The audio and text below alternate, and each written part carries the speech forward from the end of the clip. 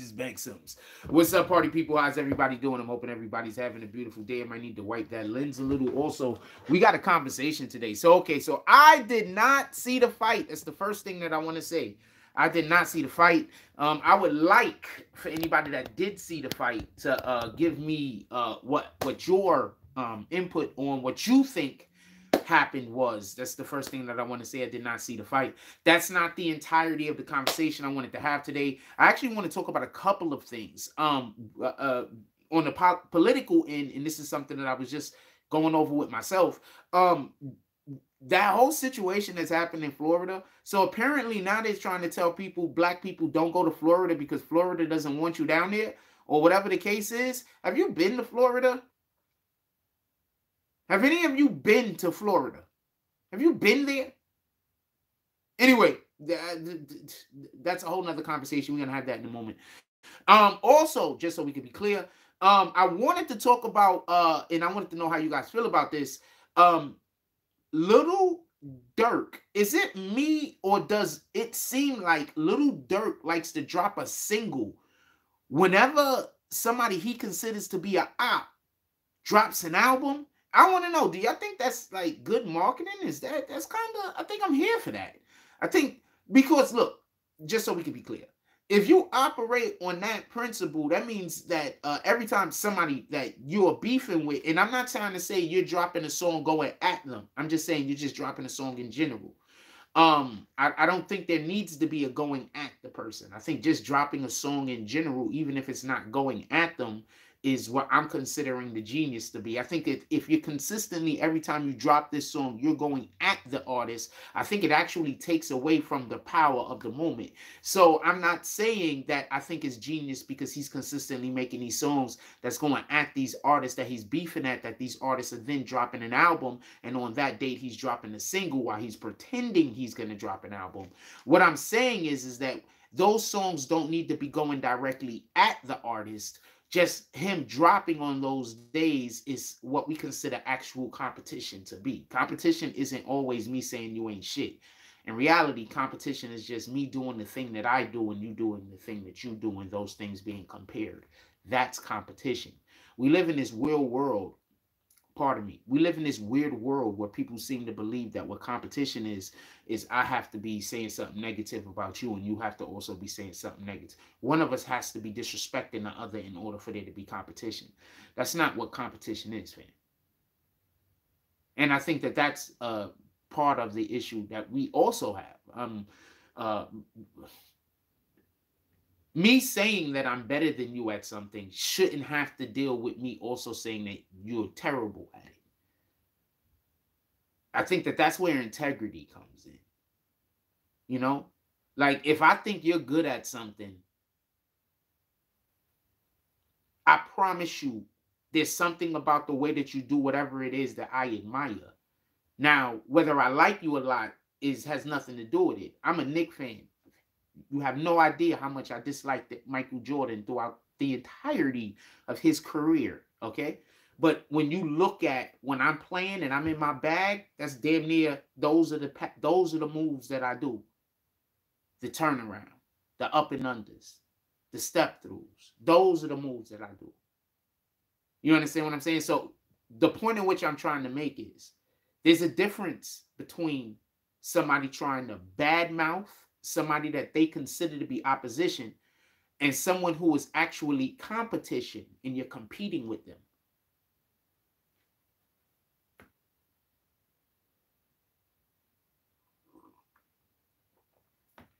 So I would like to know how y'all think about that. Is that a smooth move by Little Durk? Also, J. Cole is on it. So I mean, it's a smooth move. With that being said, I do want to ask a question. I asked this question the other day, and this is a NBA basketball question. I do want to ask this question. If you had to choose between Tim Duncan and LeBron James, the person you choose is on your team. The person you don't choose, you have to play against. Who would you choose? Tim Duncan or LeBron James? I'm curious. And for anybody that thinks that this isn't a good question to ask, Tim Duncan is considered by many to be the greatest power forward of all time. So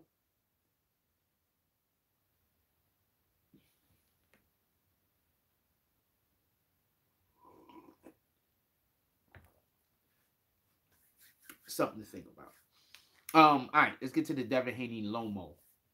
I've been shooting through this, right? Shooting through this. So let's get through the Devin Haney. It's only like 5 minutes. I think I've been shooting through this. Let's get to the Devin Haney Lomo discussion. I want to be clear about something. I don't want to. I don't want there to be no misunderstanding. I didn't see the fight. But I did see the faces on Devin Haney's face. I did see the faces on Devin Haney's squad, the people that work in his corner. I did see the faces of the people in his locker room. There's a picture that Devin Haney took with Gillian Wallo.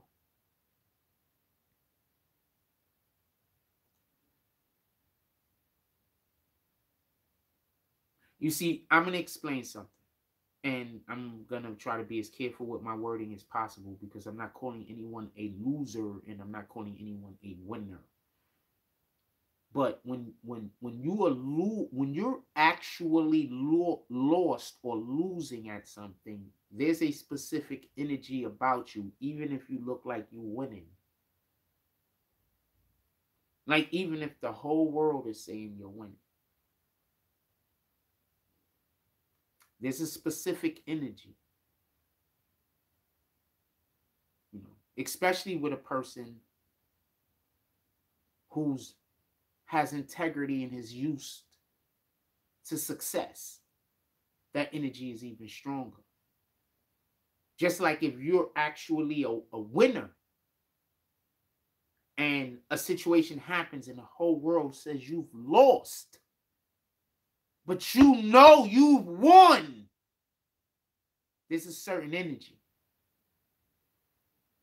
So when I see the faces of Devin Haney in that photo, go to Gillies and Wallo's page, fam. Go check it out and come back and tell me what you think.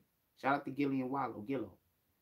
When I seen the face of Devin Haney in that photo, I know he didn't win that.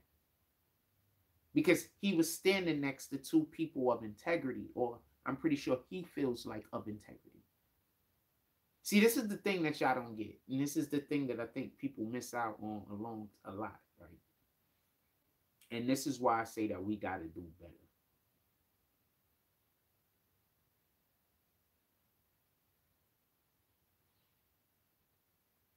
You could feel somebody's energy when you were around them.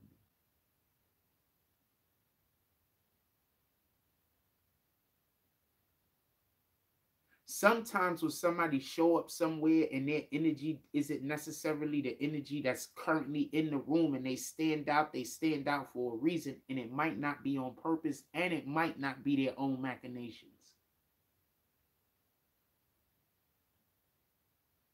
So I say all that to say this.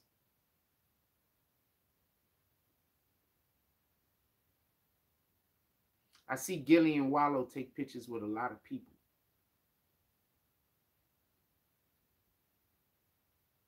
And usually it looks like in that moment, those people are their most honest, truest self.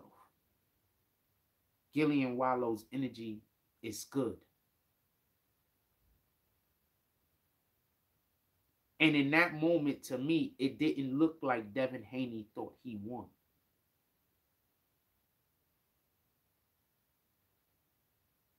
Now, for all of that, stay on cold. Yo, you got to stay on cold, Devin Haney Black. The other guy, Caucasian.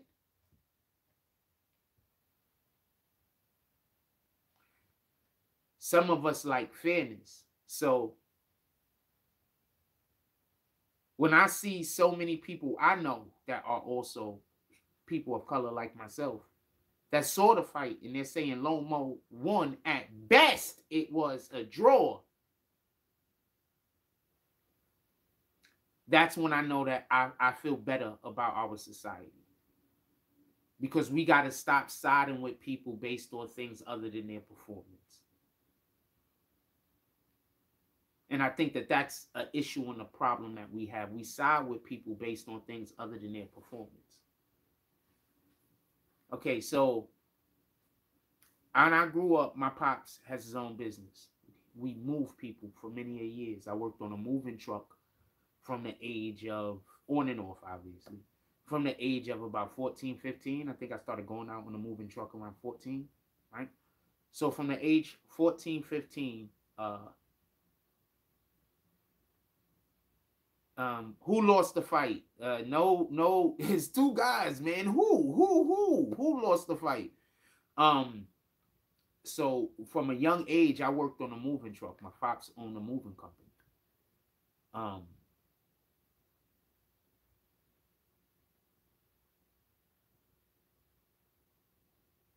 They're hard workers. They're hard workers. Just so we could be clear. I just want to say this about my brothers and my father. These are very hard-working men. Wherever I might think or however our relationship might not work, these are very hard-working men. So whatever I think about those guys or whatever, I grew up in my, late teenage years after I got reunited with these guys in a situation where I watched men work hard for a thing and not get what they was deserving of the actual task. They were extremely underpaid, in my opinion. So I say that to say this.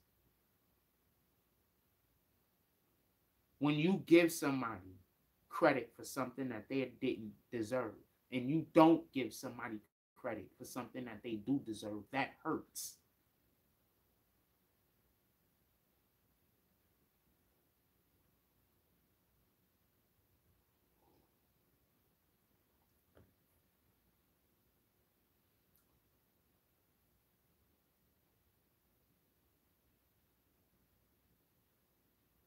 I saw Lomo crying.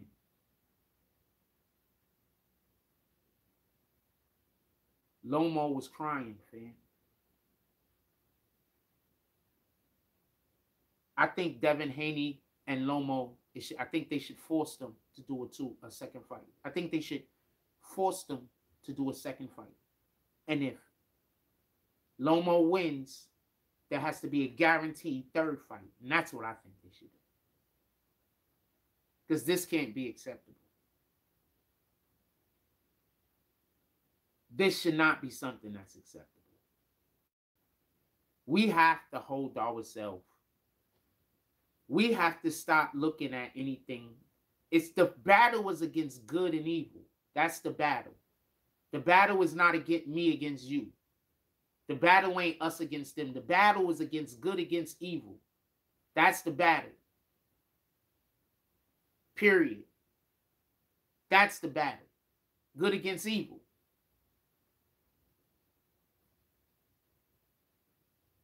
God's word against what's not God's word. That's the battle. God's word against what's not God's word. That's the battle, right? So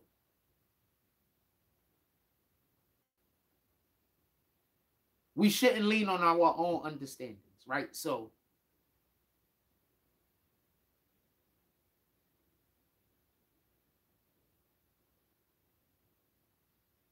I think boxing is a specific type of sport that whenever there is controversy, specifically after a decision, I think that the boxers should have to box each other again before they take on another fight. And I think there needs to be a time limit.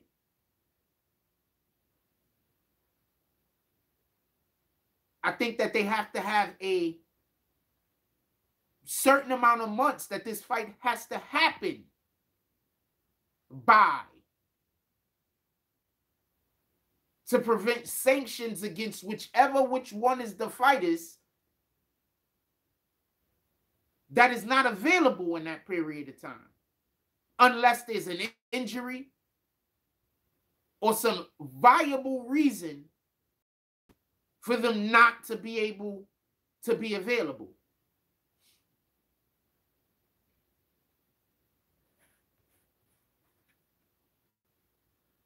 I think Lomachenko has some of the greatest footwork, not the greatest, some of the greatest footwork I've ever seen. So I'm going to explain what I mean.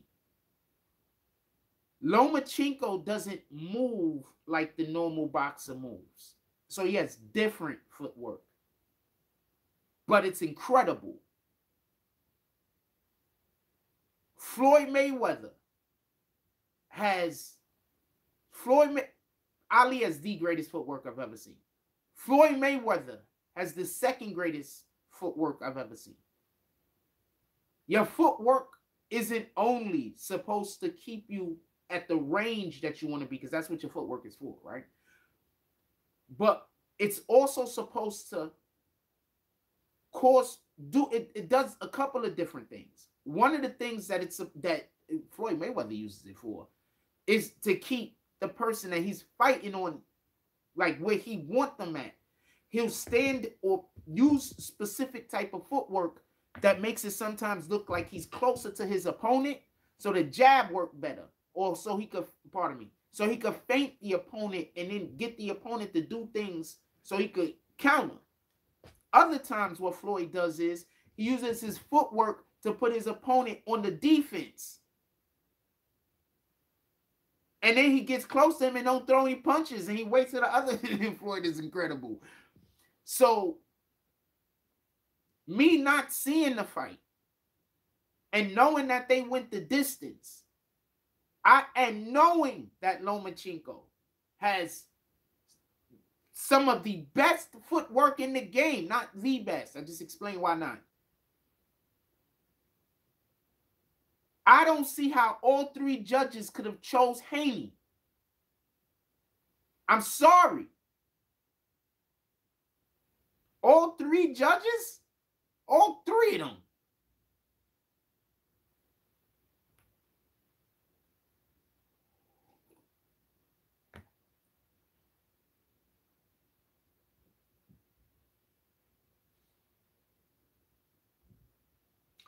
No, that's what I'm telling you. They have to have another fight. They have to have another fight, fam. All three judges. Like, I could see if you tell me it went the distance and all three, and Adrian Broner, another incredible talent, lost on all three cards. I can believe that. Because I've seen Adrian Broner fight, and there's sometimes this guy fights, and I'm like, sheesh, this guy's incredible. And there's other times that this guy fights, and I'm like, what in the hell was he thinking? Has he done this before? Like, do you understand? But we're not talking about a fighter like Adrian Broner, who has probably some of the quickest hands. Adrian Broner's hands.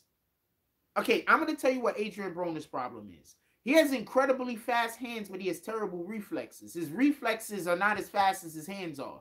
I need to explain this to y'all. Having incredible reflexes and having incredible hand speed are two different things. They're not the same thing. Your reflexes deal on your ability to react. To whatever whatever it's your ability to react. That's your reflexes. To what's pre-programmed, where you're acting without thought, basically. Your body is moving without you being cognizantly thinking about doing that movement. That's reflexes. You understand?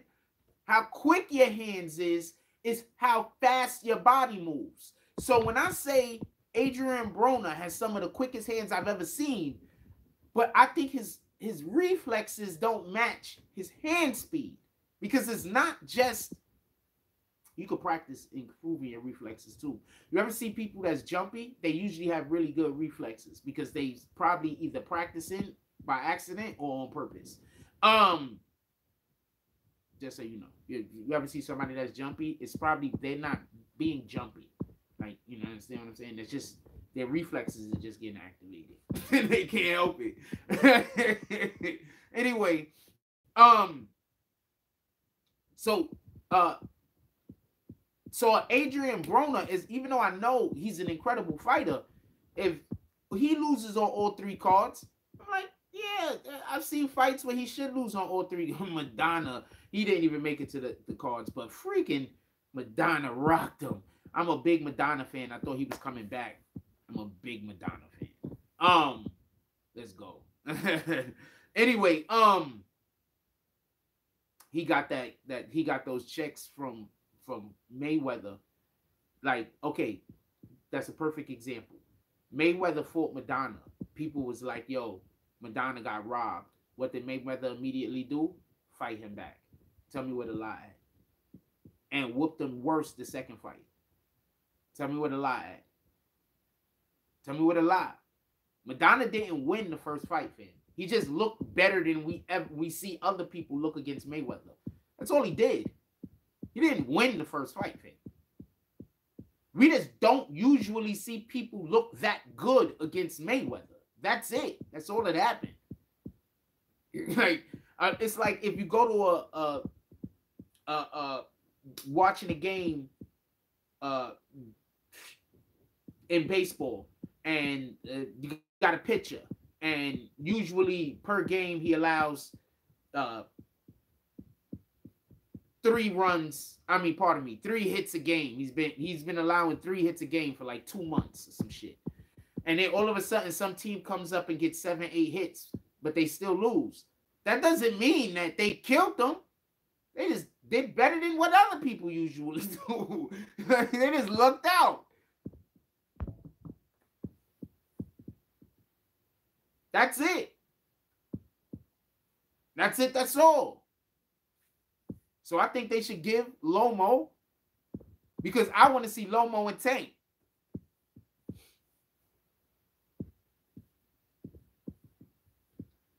Y'all trying to kill Haney.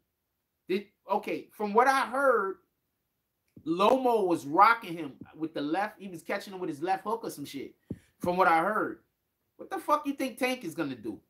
Pardon me. Tank hit so much harder than Lomachenko.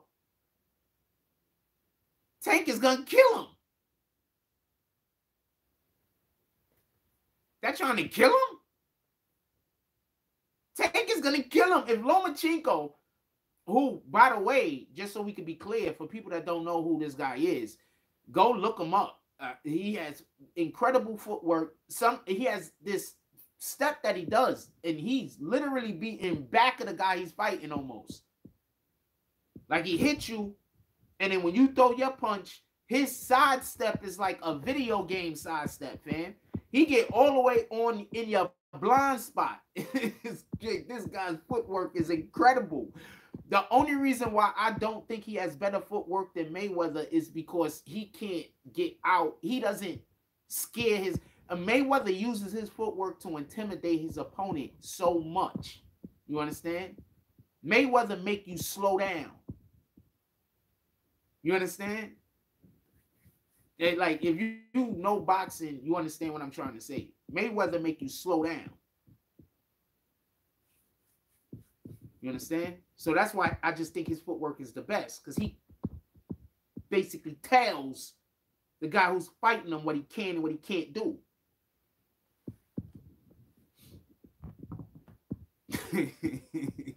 Mayweather make you slow down. Tell me where the lie at. If I'm saying anything wrong, put it in the chat. If I'm saying anything wrong, whenever I say when I'm saying anything wrong, put it in the chat. Don't nobody say nothing.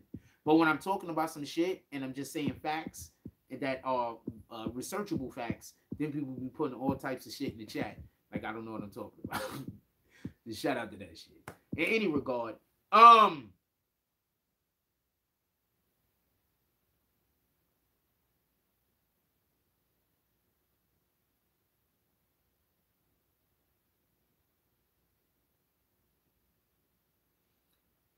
so I think that's what they should do. Tank just gotta wait. Tank just gotta take somebody else on. That's it. That's the way I feel about it. That's the way I feel about it. Because Okay, so boxing isn't like basketball, fam. Boxing isn't like football, fam.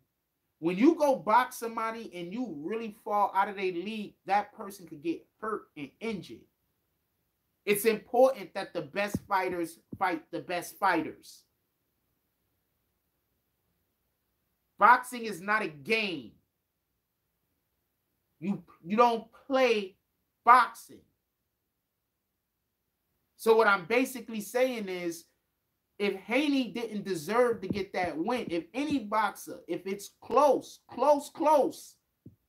and it looks like there's any type of weirdo shit going on with the scoring first, they should fight each other again. It was a good fight, right? There should be more trilogies in boxing. Tell me where I'm wrong. These dudes is fighting a guy one time and then never fighting him again.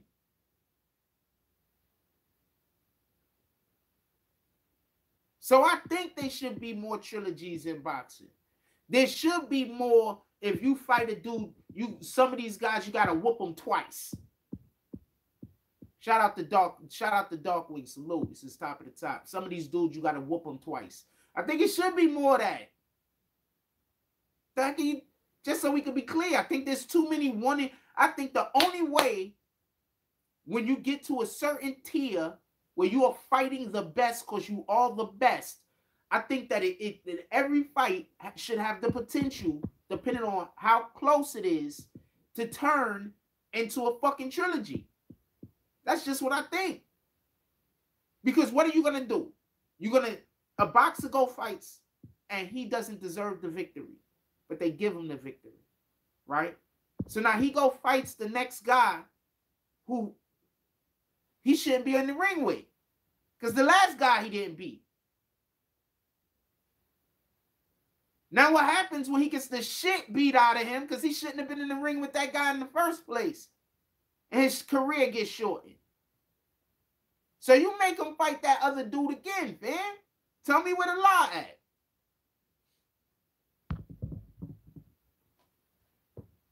Tell me where the lie at. He got to go fight Lomo again. That's just the way that I feel. That got to be a decisive victory. And if it's another close one, I don't know. It is what it is. We see how it shake out.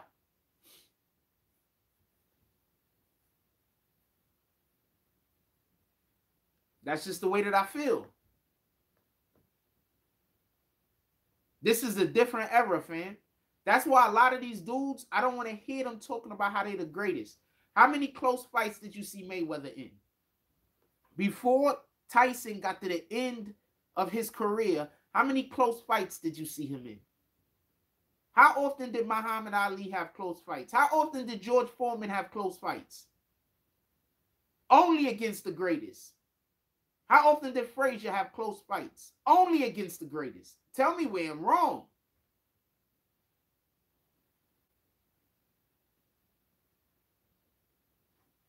So when you get to a certain tier of boxing and you take on that fight, it should be an expectation that if one of y'all ain't if this isn't, if it's close, there's a potential for a second and third fight. And if the other person wins the second fight, there has to be a third fight. But if the same guy wins both fights, then y'all don't really got to see each other again. I mean, maybe if y'all at the restaurant together.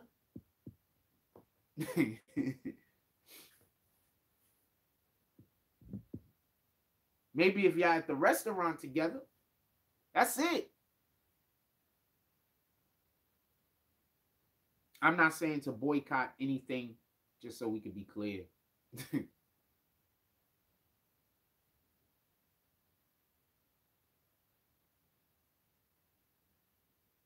I'm not saying to boycott anything, just so we can be clear.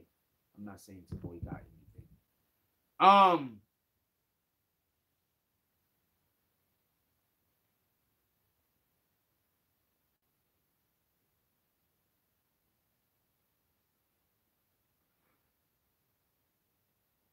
So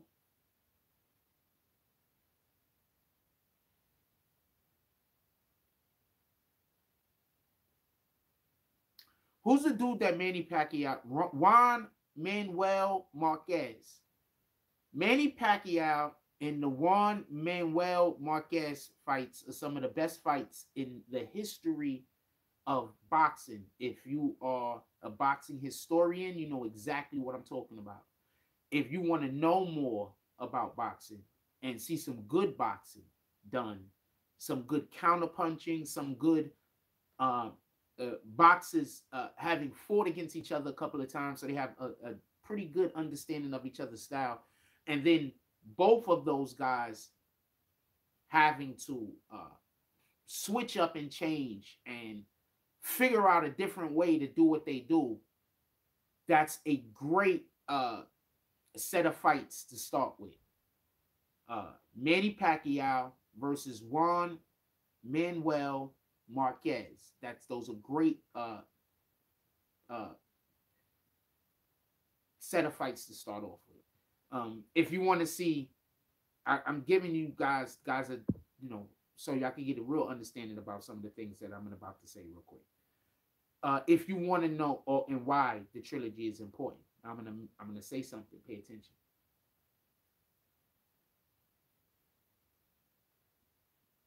Pernell Whitaker used to be one of my favorite fighters.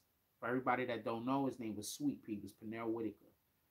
I've always preferred the fighters that knew how to fight and not get hit. I always liked those fighters. Those was I mean, when I started understanding about boxing, when I'm a little kid and I'm watching my brothers, and, oh, you got to know how to take a punch and get hit, and and I hear the commentators on TV saying that. So I didn't have no understanding. I really thought you had to allow the person to hit you at one point and to show people and shit. Anyway, that's neither here nor there. So when I started learning more about boxing and I started coming into my own and just learning about just fighting in general, some of my favorite boxers have always been the people who knew how to take as little damage as possible. So insert Pernell Sweet Pea Whitaker. He had a fight. What's the Mexican dude? And I'm saying Mexican dude so you know who I'm talking about. That he had the fight with. And they gave it to the other guy.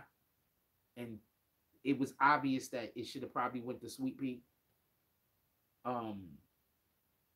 Oscar De La Hoya. So he has a fight with Oscar De La Hoya. Sweet Pea Pernell, Sweet Pea Whitaker. Go look for it. And as far as I know, there was no next fight. In that fight, there's parts of that fight where where Oscar De La Hoya can't land a glove on him. There's parts of that fight where Sweet Pea damn near put his arms to his side and he just basically just wiggling. And dude is throwing punches and there's nothing he could do. There's so I say all that to say this. We were robbed as a boxing community that wasn't turned into 3 fights. As a community, we were robbed. That's when I think that shit be rigged. When people don't go fight the guy back over. So let's see what they do. Let's see if there's a return bout. And let's see what happens. Because Juan Manuel Marquez versus what's this dude name again? Manny Pacquiao is an amazing fight and it's fun. You're gonna love it.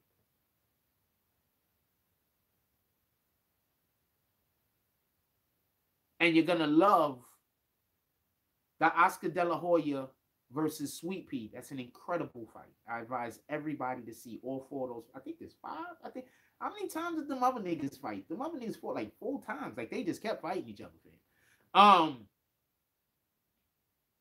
But Oscar De La Hoya and Sweet Pea, they fought one time that I know of. And if they fought more, somebody tell me, because I'm only thinking about one fight. Did they fight more than once? I might not know. I might be wrong.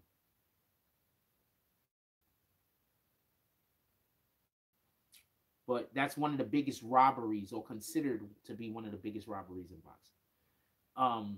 Right up there with the people that believe that Buster Douglas was down for a 10 count. I believe Buster Douglas was down for a 10 count. So, you know, there's a guy that tells the ref how quickly to count, right? You know, there's a guy outside that keeps count with the ref, right? You know, the ref isn't the only one counting, right? There's a person outside the ring whose job it is to keep count.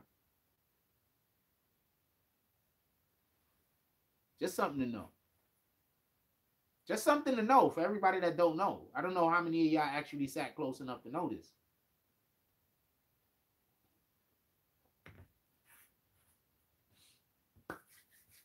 It's a guy yelling at the ref also. So keep it count.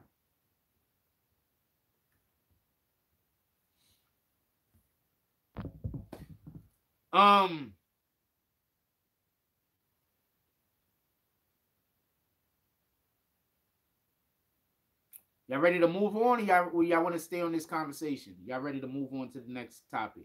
Y'all ready to move on to the next topic, or y'all want to stay here? Let me know.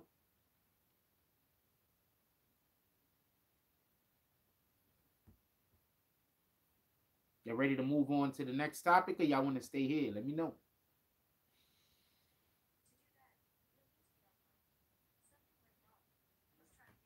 I'm not talking to you. Okay. Okay. I appreciate you. Shout out to the phone. Could somebody put my Cash App in the chat, please? I appreciate you. Be right back. Could somebody put the Cash App in the chat, please? Appreciate you.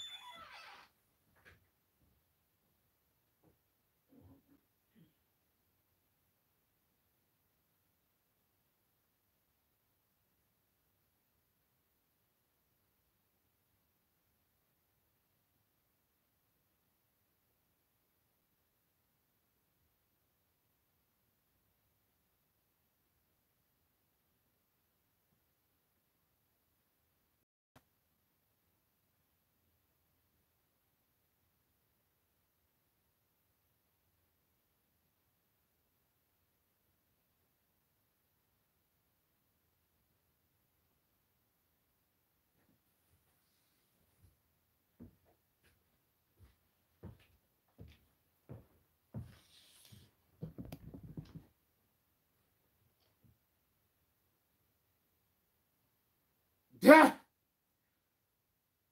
Oh well.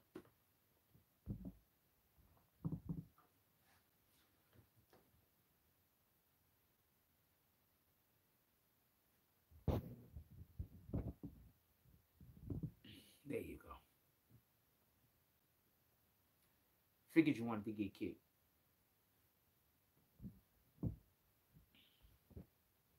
I figured you wanted to get kicked when you came in here and started calling people by their names. I just, there was no reason to kick you at that point. With that being said,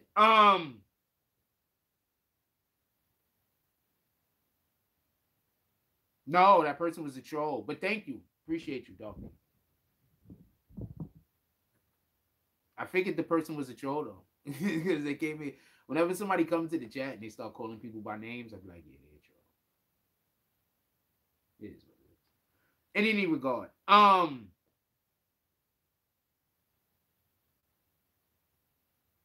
So yeah, I think they should be forced to they should be they gotta fight again. I think they should be forced. I mean, that's just the way that I feel. And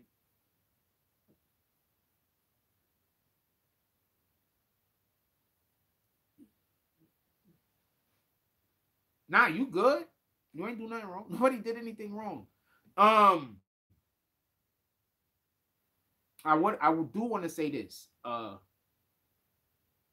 If you've never seen Lomachenko fight, go check. They had a I watched the special on Lomachenko. So Lomachenko was fighting his previous fight. He was fighting somebody. So I think it was on HBO, if I'm correct.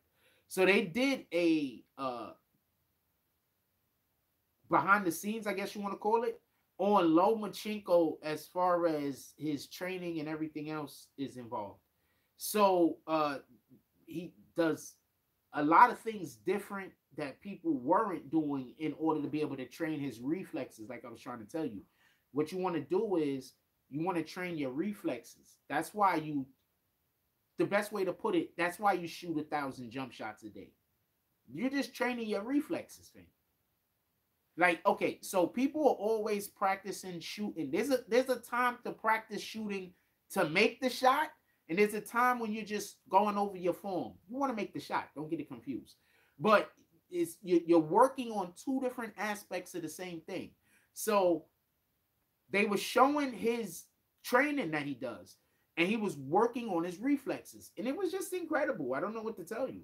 So go check it out. It has to be out there somewhere. I think it was on HBO. I'm not 100% sure. What I saw it on. It could have been ESPN. I think it was HBO though. In any regard.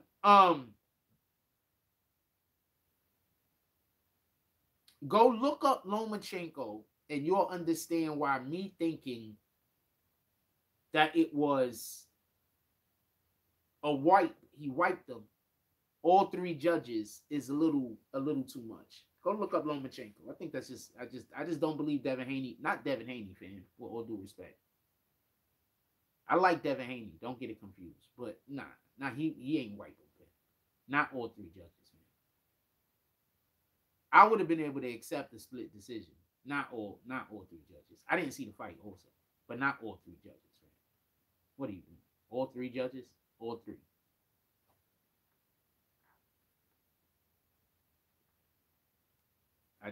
I've seen that guy fight before. I just don't believe it. I'm sorry. I just don't believe it. That's the way I feel about it.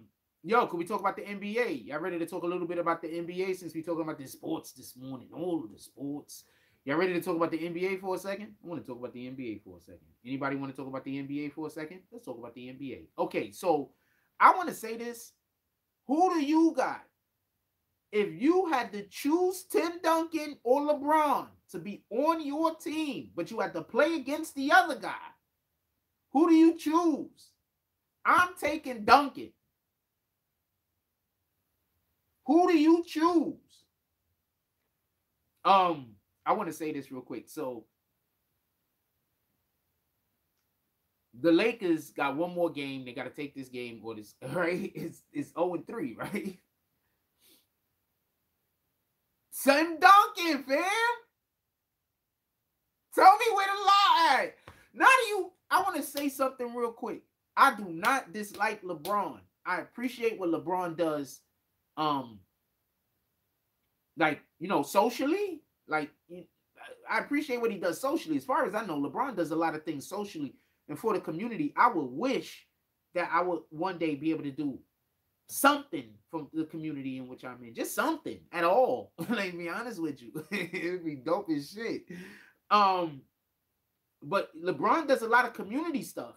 That's dope. Like, that's dope. Like, that's the reason why you have money, fam. That's the reason why you have resources. That's the reason why you have things, so you can share them. You understand? So shout out to that shit. Beyond that, because I do not want to hear that I got a problem with LeBron, because I don't. So beyond that, LeBron is also an incredible basketball player. Don't get this confused. But Tim Duncan. Okay, first of all, before anybody go any further, LeBron was in his prime with D Wade, who was in his prime, with Chris Bosh, who was in his prime in 2014, and go check and see who won the NBA Finals. I'll wait. Also, check to see by how many games. I'll wait. Also, let me remind y'all, that was at the end of Tim Duncan's career. Tim Duncan was drafted in 1997. I'm talking about 2014.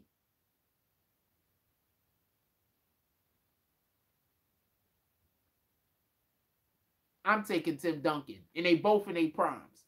I'm taking Tim Duncan, fam. Bam. I'm taking Tim Duncan. Bam. Twice on Sunday. Talking about. Sheesh. And y'all talking about he's better than Jordan? How? There's no way in the world I'm taking Tim Duncan over Jordan. I wouldn't even consider that. Like, Jordan and Tim Duncan is right there. They're like, which one you want? You got to play against the other guy. Wait, hold on. So you think I'm going to choose to play against Jordan instead of just be on his team? Nah, fam. You should have fought her. You should have fought harder to have first pick. That's what happened. You should have fought harder to have first pick. I don't know what to tell you. I got him. I'm thinking MJ.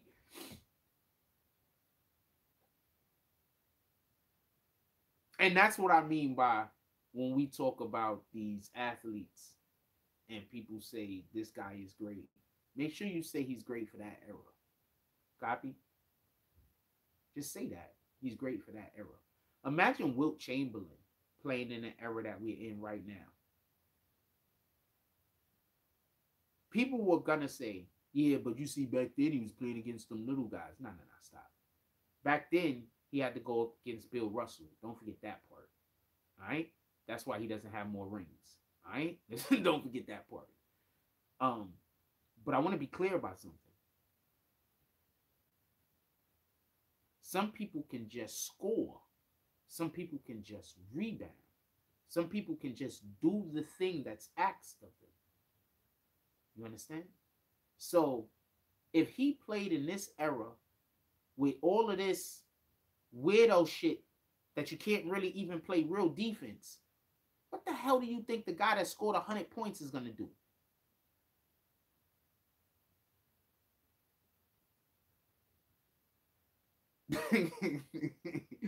Can't even play real defense, man. What do you think he's going to do?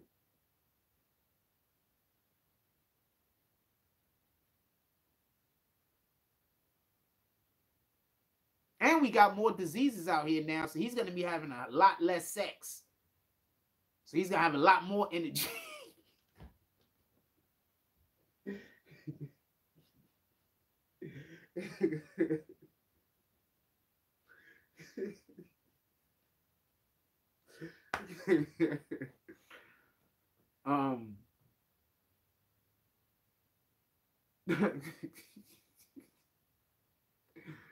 It's probably a factual statement.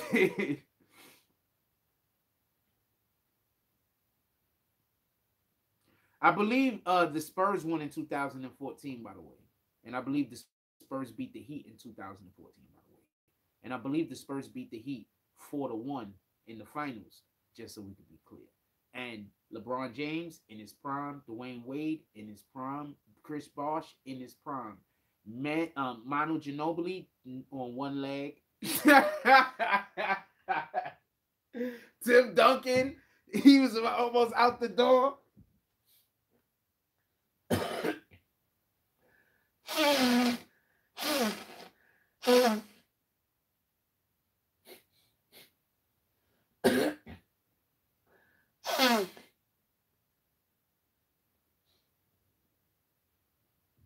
Sorry. Oh, here laughing and shit.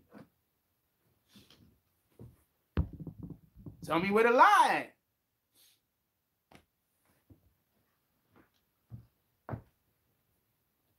Freaking who else they had? Was Parker still there? Was Parker still there? Parker was still there, right? Or was that after they traded him? Excuse me. So yeah, he's like, what the fuck, man? Shout out to LeBron James, but I'm taking Timmy D all day, man. All day. Be like, yo, Duncan, we need 20 rebounds this game. He gonna go get 20 rebounds. And he probably score about 25, 30 while doing it. Big fundamental. I got a cousin. Shout out to Hook Deuce. That was his favorite basketball player for a long, long, long time. It might be his still his favorite basketball player as long as I know. And we used to play. And we used to play. He got a brother named Larry. That's funny that that dude just said that. And he used to play live NBA Live. And he used to almost exclusively use San Antonio because they had Tim Duncan. I used to play against Tim Duncan almost every time I played against fucking Tim Duncan. And they go beast fan.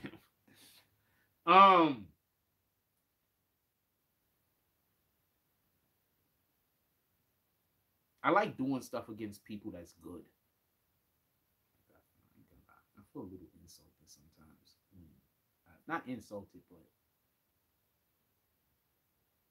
I like doing stuff against people. Like if you're not good, then like I mean, I try to help. Even if you're my opponent, I'm gonna try to help. You understand what I'm saying? Because it's always a process of getting better. It's always a process of improving. Right now, I'm talking about basketball. I'm talking about almost everything, but I'm talking about basketball. So it's always a process of improving. It's always a process of getting better. So you want your competition to also be good. You want your competition to also improve. You want your competition to also be getting better. You understand? That's why I said when I was talking about the situation I had at this other park, I was like, you know, they trying to hold back the good players so the mediocre players feel good about themselves. I hate that everybody get a trophy shit.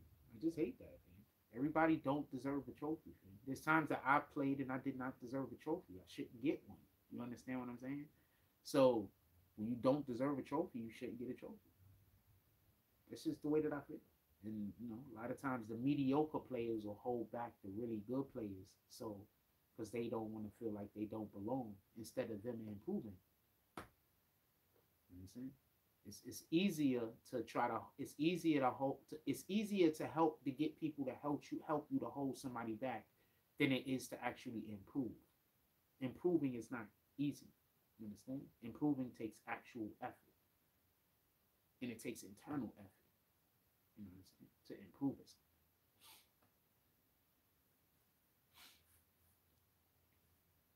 So, you know, that's what happens. People, they don't want to put in the effort or the time, or maybe, you know, they don't know how to improve. A lot of times people just don't know how to improve. You know what I'm saying?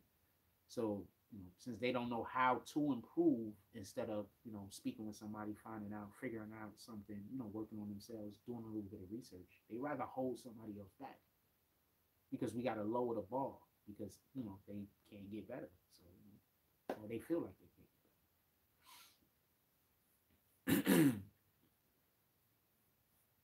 Remember, your potential and my potential is different. Your potential might be higher than my potential.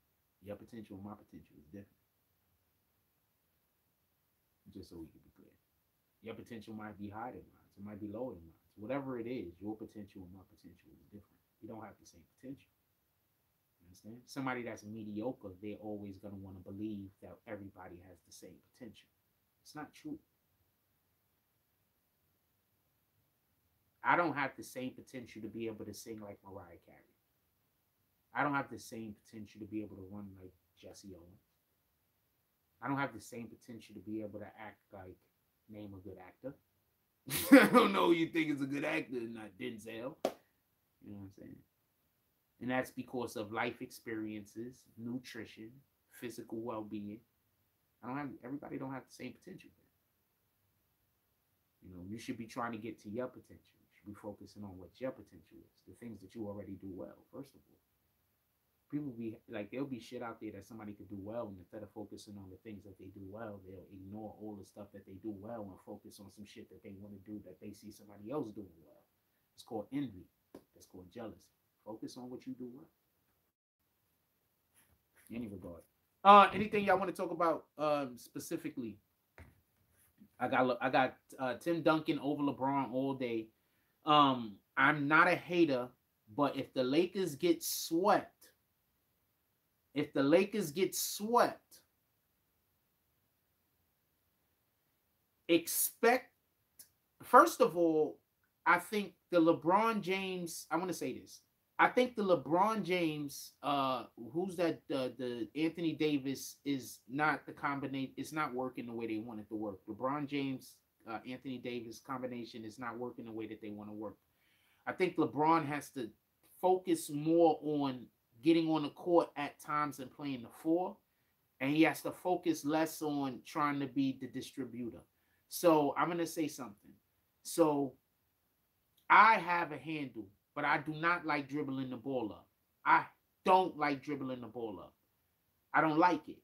I hate that people like you when you see me dribble the ball up. It's specifically because I think that we're having a pacing issue.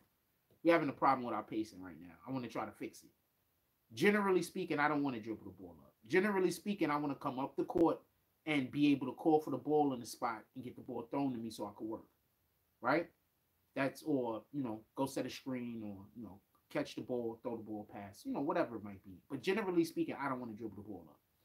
So the point in which I'm trying to make is LeBron has to get away from that. LeBron has to get more towards, this is the reason why a player like Tim Duncan is so dangerous. This is the reason why a player like Karl Malone was so dangerous. This is the reason why a player like Shawn Kemp was so dangerous. Because they didn't dribble the ball up, which allowed for them to be a weapon once the point guard turns and faces to go up the court. So I say all that to say this. LeBron has to stop wanting to be the guy that wants to turn and control the offense. He needs to start being the guy that they throw the ball to for him to kill. Start being, and you can do both, because that's basically what he's trying to do, both. But he needs to move closer, in my opinion, to playing the four more. He needs to get, Anthony Davis got to get out of there. He got to get out of there. He got to go the way of the dinosaur. They got to move him. That's just my opinion. Anthony Davis is a stat guy. He's not a winner. LeBron James need winners around him, because y'all may think LeBron James is a winner, but he's not. He's a stat guy.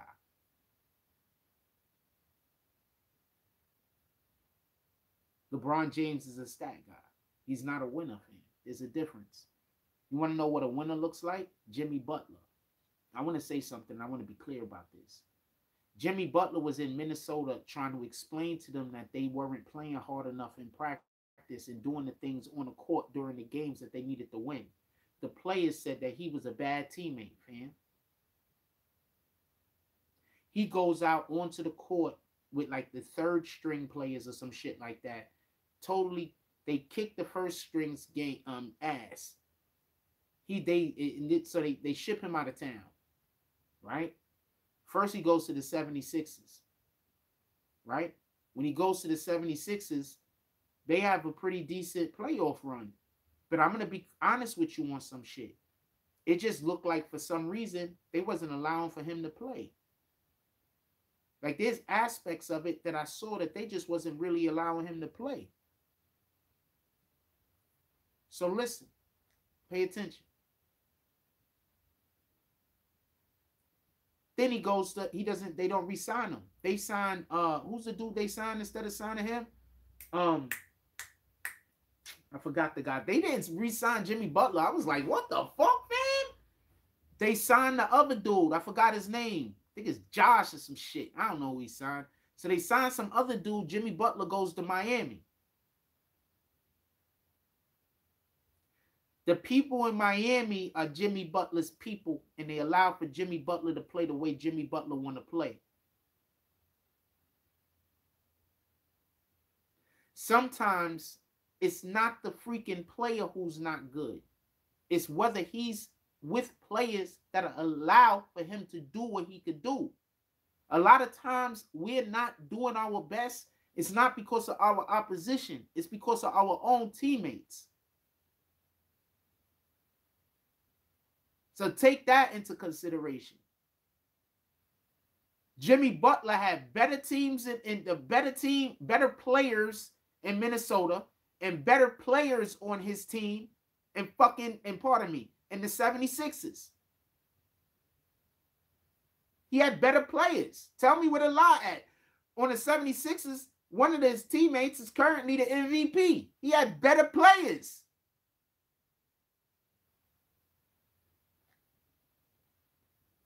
And then he finally found the home in Miami with some people that want to play the way he want to play. And they winning. And before then, what was he being told? He don't know how to do this. He don't know how to do that. Remember, he started off on Chicago, playing behind Derrick Rose, as far as Derrick Rose was the lead guy.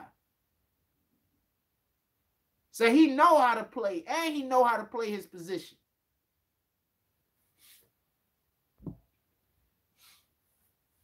Sheesh. Jimmy Butler.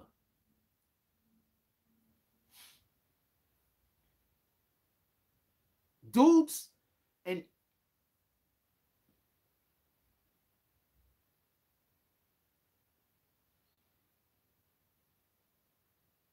so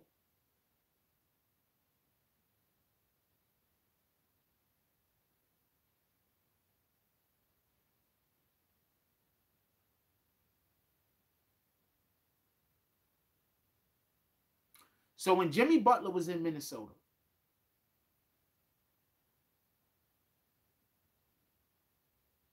he was trying to bring. Jimmy Butler used to play in Chicago for the Chicago Bulls. When he was playing in the Chicago Bulls, their coach was the current Knicks coach. I forget his name. So he came from playing for a coach that push you. Not a coach that is laid back. And he came from a coach that won a lot out of a player. Right? Thibodeau, appreciate you. He came from a coach that won a lot from a player. So the coach push you because the coach wants you to reach your potential, right? And he goes to Minnesota, and there were young players up there. Cat, Karl-Anthony Towns, dude that's now in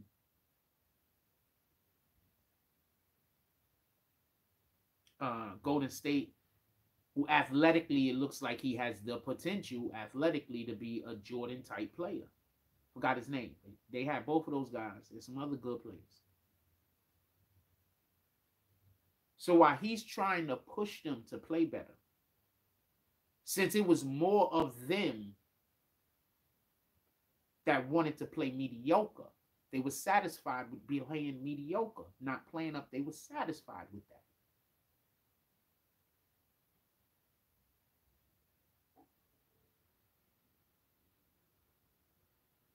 So that's what you have to understand. That's how mediocre players can affect a locker room, can affect a basketball situation. Because people stop even trying to reach for their potential. They get okay with being mediocre. You can't call yourself a winner. I don't care how much you win if you still only want to be mediocre. You just can't call yourself a winner, fam.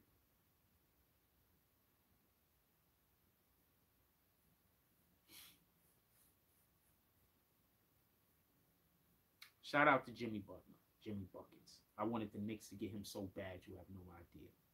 If he becomes a free agent, I hope he comes to the Knicks. We get him immediately.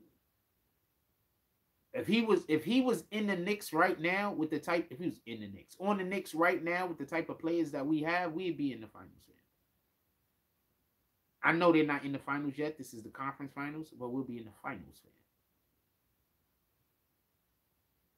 Because there's a lot of players on the Knicks that they don't want to be mediocre. And that's why they overachieved or achieved what they did. Because they did not want to be mediocre.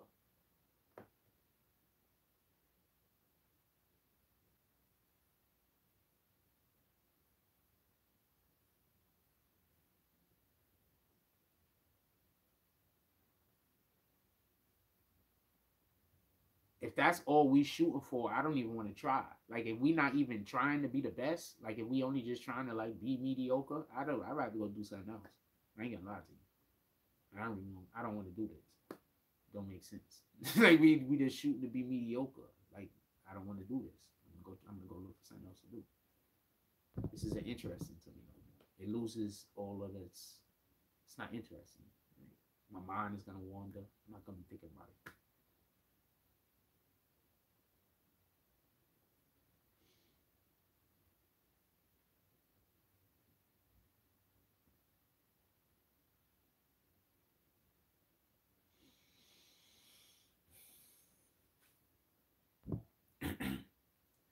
Anything else y'all want to talk about? We only been in here an hour, but anything y'all want to talk about, put it in the chat.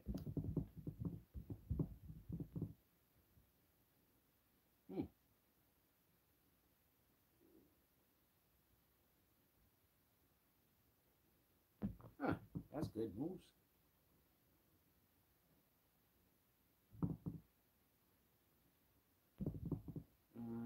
That's good news. I'm gonna dump this right here. I got a word. I saw something that was good news, so I decided I'm gonna read y'all some good news. 1 Corinthians 3:16.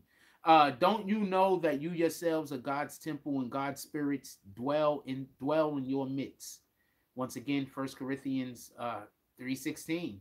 Don't you know that you yourself are God's temple and that God's spirit dwells in your midst? That's the verse we got today.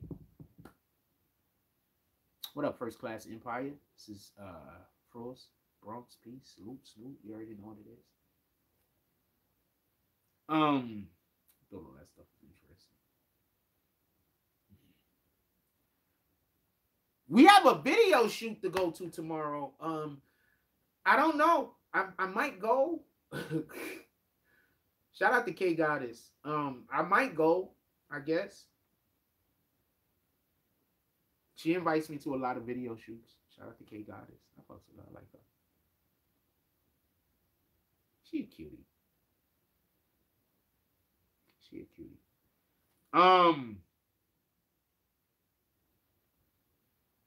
So we might go. I don't know. We get invited to a lot of things. I don't usually pull up, but we might go. I'm gonna try to get out into the world tomorrow. We'll try. We'll see what happens. We'll see how we feeling tomorrow. We'll see what happens. I'm gonna try to get out there. But shout out to her. I just want to give a shout out to K Goddess. She invites us to everything, fam. I appreciate her. I appreciate her and her whole entire team.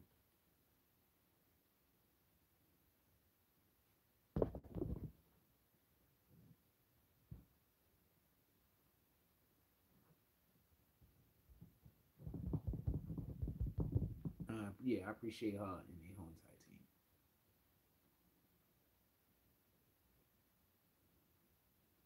Shout out to Sims Entertainment also. I haven't gave them a shout out in a while. They invited us to a lot of stuff. We gotta get out there and get to some of these things.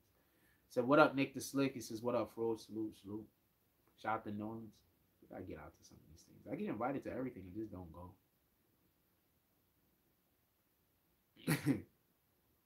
I just don't go. Get invited to everything.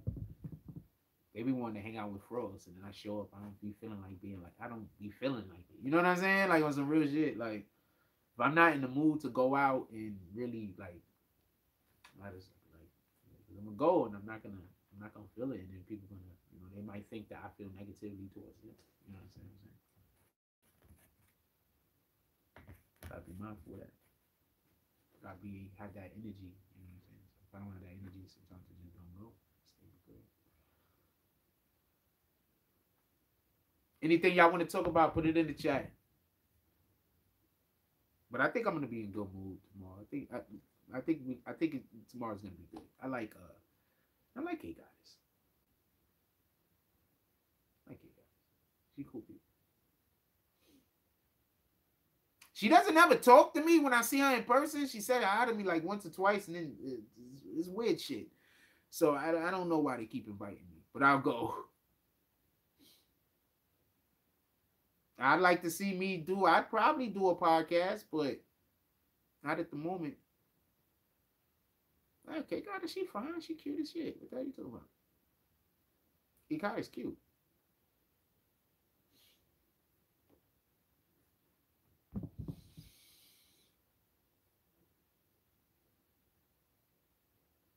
I have her as an icy queen. I just don't post her as an icy queen more. Because I don't have a lot of she didn't take enough photos for me to be able to transport over to what we do. But if she took more photos for me to be able to transport over to what we do, yeah, I would. Like, which I gotta. So y'all see the icy queen stuff that I be doing, right? So sometimes I'm looking at like 40, 50 different pictures, to find one. There's some ladies that they just don't post enough photos, for me to be able to work with. So I would have them, or would like for them to be, but they don't post enough photos, so I can't really work with them that much, on that aspect. Or they don't. Also, if you notice, a lot of the females that I use, I like their videos that they put up also. So we like those little clips when they working. So shout out to all the women that I use as icy queens. I consider that, to me. I don't know how anybody else considers it, but that's something special to me in my heart. So I'm only choosing people to be icy queens that fit the criteria. There's a criteria. There really is. Like you know what I'm saying? And that's not me trying to knock anybody who I haven't used that particular branding for. That's not a knock. It's just, this is a thing.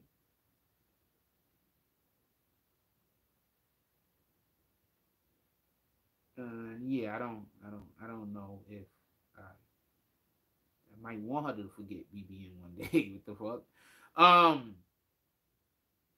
He said John Becknell says, if I roll with you, K Goddess will never forget. I might want her to forget the BBN one day. I'm not one of those people that's like dying. Like, let me be quiet. Like, I'm fine. It is what it is. Shout out to K Goddess. I like the fact they invite me to stuff. I don't barely go, but I like the fact that they invite me.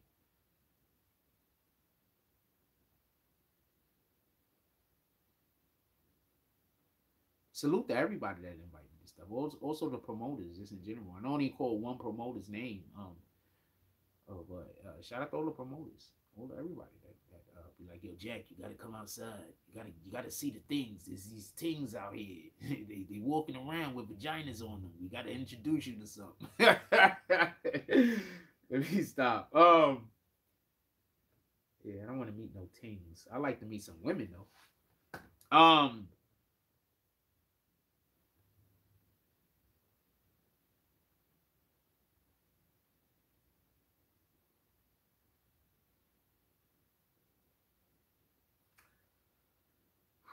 What time is it?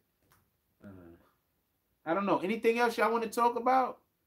Um, there was it was some street shit I wanted to discuss. I forgot what it was. I was trying to remember what it was before the show started. There was some street shit that I wanted to discuss with y'all, but I forgot what it was. I was paying attention to it yesterday. Oh, not street shit, but so they found a body of if my this is something I would have made a video about if my computer and everything was working well. They found the body of a kid in the river apparently. So Manhattan is like this. I'm gonna draw a quick diagram. So this is part. So I me draw a line of diagrams and rap baskets. So Manhattan is like this. I'm drawing a quick diagram. Give me 1 second.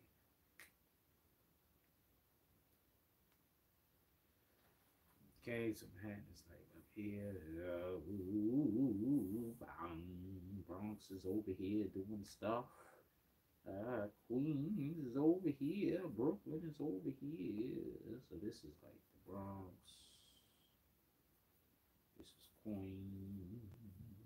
This is Brooklyn. Right? So this is New York City.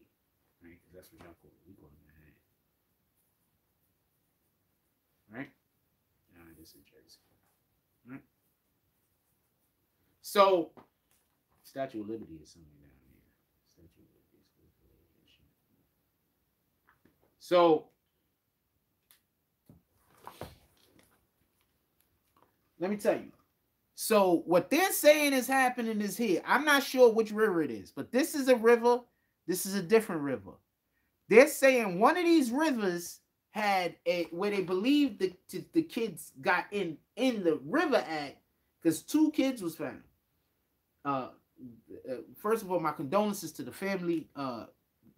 Very sad. They didn't even know these kids knew each other. Apparently, they go to different schools. They don't live in the same neighborhood. They don't even know how these kids knew each other in any regard, which is interesting, just so we could be saying. They just know that they were together at like a pizza place shortly before they went missing. So what they're saying is that one of these rivers, and this is the whole island of Manhattan, by the way. One of the, this is the Bronx of Bees, this is Queens, this is Brooklyn, this is Jersey. So one of these rivers is where they went in, and they got found in the other river. So that's what the family is saying. And they want, what in the hell? How? So they want answers, apparently. Because they allegedly, the police is telling them like they went in this river and then they got found in this river. It don't work that way. You understand what I'm saying? So, or they went in this river and it was found in that river. I'm not sure which one they was found in, but allegedly, whichever is the one that they went in was not the one that they was found. As far as I know, they were found in this one, by the way. As far as I know, they were found in this one. So they're saying that they went in over here and then they were found over here. So I don't know how that works. Just so we can be clear. I don't know how that works. So that's what they're saying. So the family is trying to find out. The family that's from the Bronx, they got the Bronx, they go to a church in the Bronx. That's all I know. One of the families is from, I think one of the families is from the Bronx and the other one's like from Queens or some shit like that. So nobody knows what happened, apparently. I hope they find out. This definitely looks suspicious. So they need to, they use these cameras to go find all of these shootings and everything else. Track these kids on them damn cameras and find out who was in the fucking store with them, where they went, who they talked to before and after. Do that. All right? Y'all track. They use these cameras and they use all of this technology to create these RICOs. Could we use some of this technology to find out what happened to these babies? Could we do that? I'd appreciate it. I don't know what level of appreciation anybody else will have, but I would appreciate it. Because I'm always hearing about how they have all of this. This is another reason why I say, please stop saying defund the police. Because they're talking about how they have all of this state-of-the-art shit that they have. Use it on some of this. Use it for these reasons also. That's another reason why I can't stand when people say defund the police. I mean, let me not say I can't stand it. I understand the reason why some of the activists are saying it. They don't want the police actually defunded. They just need to say things that's going to help create change. I get it. But I'm saying that's why we can't actually defund the police, though. Because the police is supposed to give us services other than just arresting people. Police is supposed to be peacekeepers. You understand? So there's other services that they are actually supposed to be doing other than just arresting people. So I don't want the police defunded. I don't want you taking their police cars away from them. I don't want you taking this away from them and taking that away from them. If you want to hold them more responsible when they step out of line, please do. Let's make that happen.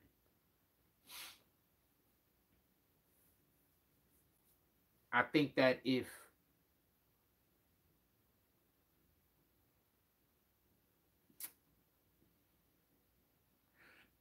some people are always going to just be people that you can't have in power. So there's never going to, so there is no institution that exists that's going to have somebody who doesn't have selfish reasons for wanting to be in power. You understand? That's why I always say whenever I'm doing something with somebody, if you're not somebody,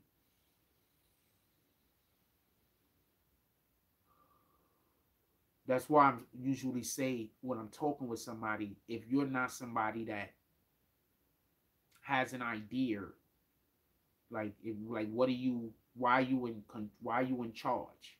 Because the person that has the actual plan should be in charge. I think that's a big issue and problem that we have in America right now. A lot of the people that are actually in control of the things, they don't have the ideas or the plans. They have the money, they have the resources to make a thing happen, but they don't have the actual ideas that are needed to be building the things that need to happen. You understand? Why do you think you see a movie like, I'm gonna give you a good example from the movies. So, anybody see Morbius? I didn't see that, by the way. I tried to, I just can't. It's terrible.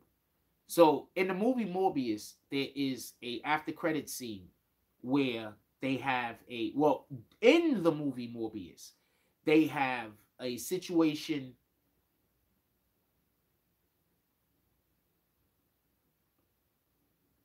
They have a situation where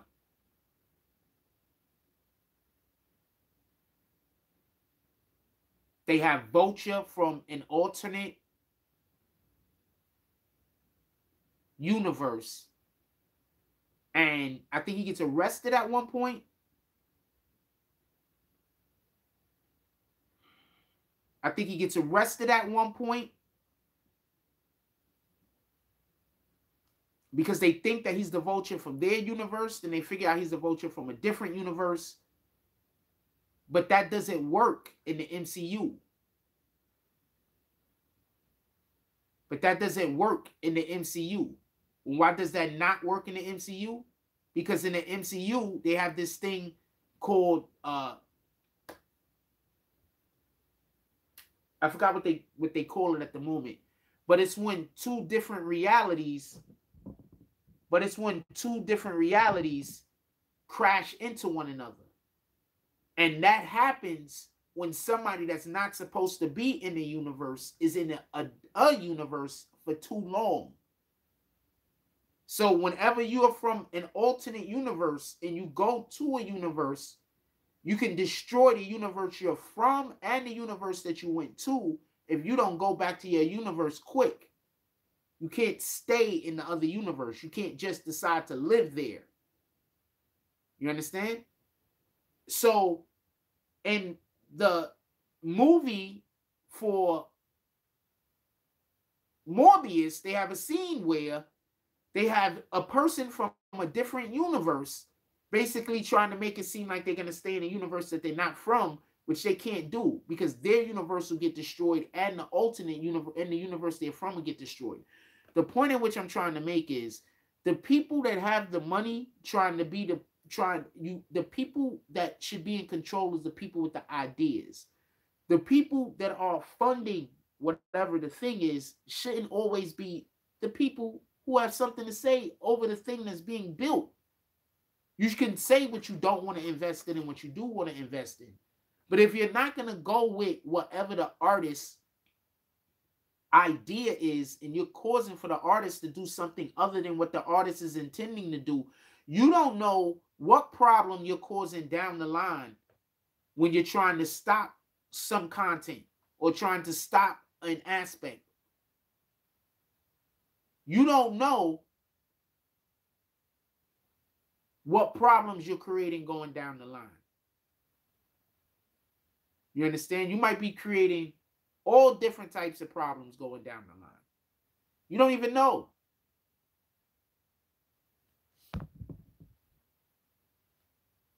You have no idea, just so we can be clear. And that's one of the big issues when you work for a studio like Sony. At least that's something that people complain about. That's what Josh Trank complained about when he was trying to make a Fantastic Four movie, the last one that just came out. These are the problems that you have to deal with when you are the content creator and the people who are peoples who are funding the platform don't even understand the thing that you're trying to create. They just know that's flashy. Let's put that in there. I think that this is a good idea. I heard somebody say this over there. They don't even know. Fantastic Four, the last movie that came out, was absolutely terrible, and I'm so upset that they did that.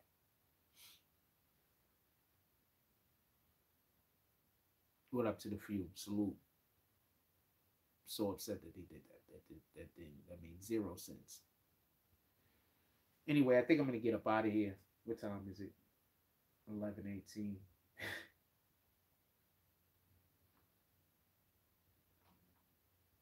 Can't even tell you why that's humorous. Well, I can, but I'm not. I think I'm gonna let y'all go. Everybody, just go enjoy your day. Go do something good for the sake of doing something good, fam. Um,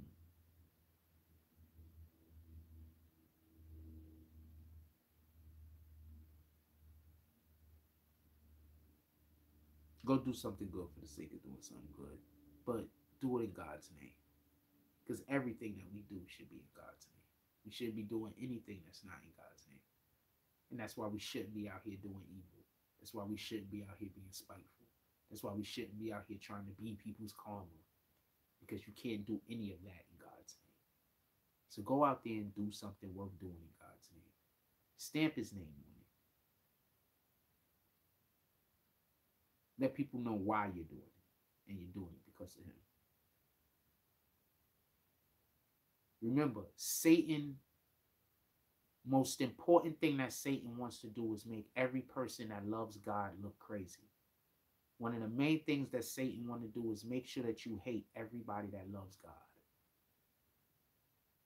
Never lose that focus or have that idea misinterpreted.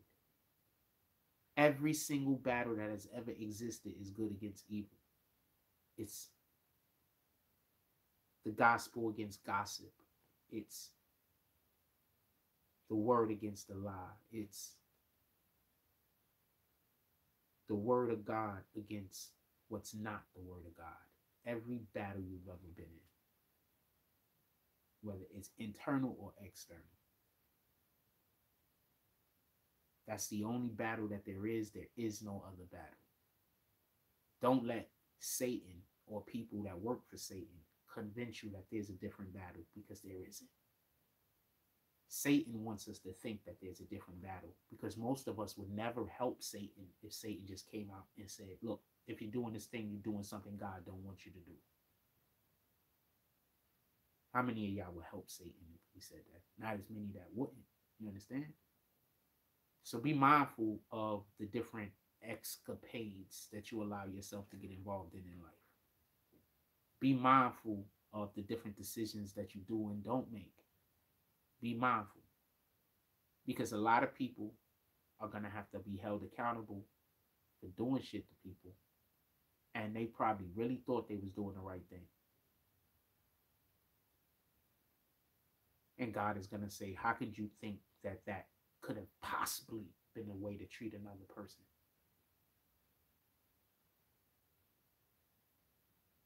Like, comment, subscribe. Join the notification game. Hashtag Bronx Bombers. Let's get it. I love y'all. Take care of each other.